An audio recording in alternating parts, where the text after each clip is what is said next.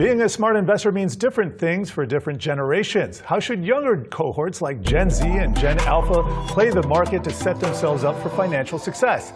And how does the calculus change as investors approach retirement? Let's bring in Lawrence Frung. He's a Midland Financial founder and author of Financial Planning Made Personal for this week's FA Corner, brought to you by Capital Group.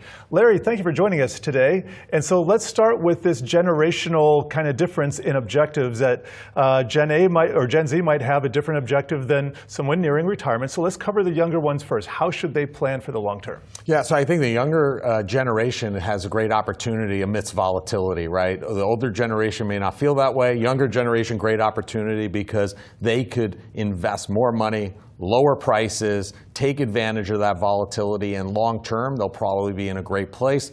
Dollar cost average bringing their prices down. So when the markets do rebound, which they typically do, they'll benefit greatly from that. And dollar cost averaging just means adding money periodically. It could be on a schedule or whatever, no matter what the market is doing. How about the older generations nearing retirement? So I think they have to be a little bit more cautious, right? And I think the important thing for them is if they haven't figured it out, they should really look at their portfolios and understand, is my portfolio aligned with my age, my goals, my risk profile, my time horizon? And they should do that when the sun is shining. It's always easiest to repair the roof when the sun is shining, not when you're in a storm. So make sure you have that set up in the proper way. If not, get it aligned with those factors. Let's take an asset class like bonds, for instance. A lot of times you hear people nearing retirement need more bonds in their portfolio. It pays an income. It pays a coupon, and so that's regular money you get. And it also can prevent or can play a part in diversifying the portfolios. But what about younger investors? Do they need that bond exposure as well, or should they just be in NVIDIA? Yeah, I mean, I don't know that they should be in NVIDIA, but I don't know that they need to necessarily be heavily invested in bonds either. Again, if they have the time horizon and they have the ability to watch their portfolio, typically an equity-heavy portfolio is better for them. Diversified, not all in one security. Having a diversified portfolio is going to put them in a great position long term if they have that time horizon.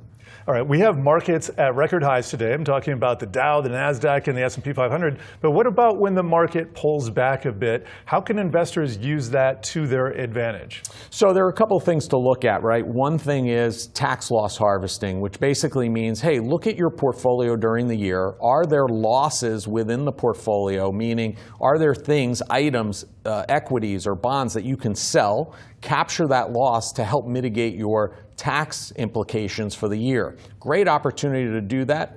Any dip, you should be looking for those opportunities.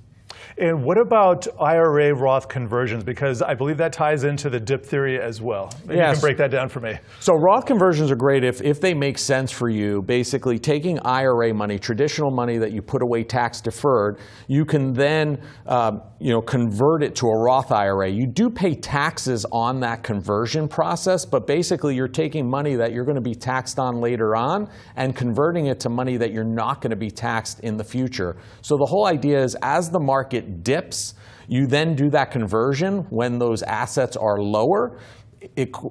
Essentially, you're paying either less tax or you're converting more because of the lower value, and then you're going to get that growth and that tax-free growth over time going forward.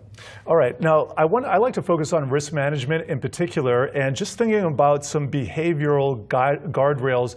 As people see news come in, they might see a stock or a portfolio item that they have drop considerably, or they might see a very bullish headline. How do you advise investors, especially who are in for the long term, to think about news and to kind of prevent them from being a little bit too trigger happy? It's like any emergency situation that we've been talked to and trained about, right? The first thing you do is pause.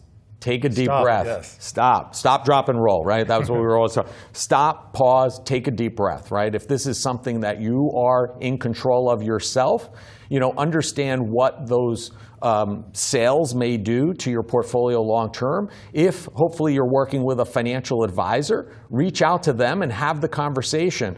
The reality is if you've done the work and your portfolio is aligned with your goals, your risk profile, et cetera, you're probably going to be fine. I think what we forget in those moments are that volatility is the toll that we pay as investors to grow our assets over time. Very well put. We got about 30 seconds left. Any last words for investors? Don't get nervous. There's always things going on, and you have to understand, are you a trader? And if you're a trader, obviously the day-to-day is much more valuable and important to you. If you're an investor, zone it out. Pay attention to your portfolio. Make sure it's aligned with your goals and objectives. And long-term, you should be in a great place. Larry, really appreciate that here. Thank you for joining Lawrence Sprung for today's Capital, brought to you by Capital Group.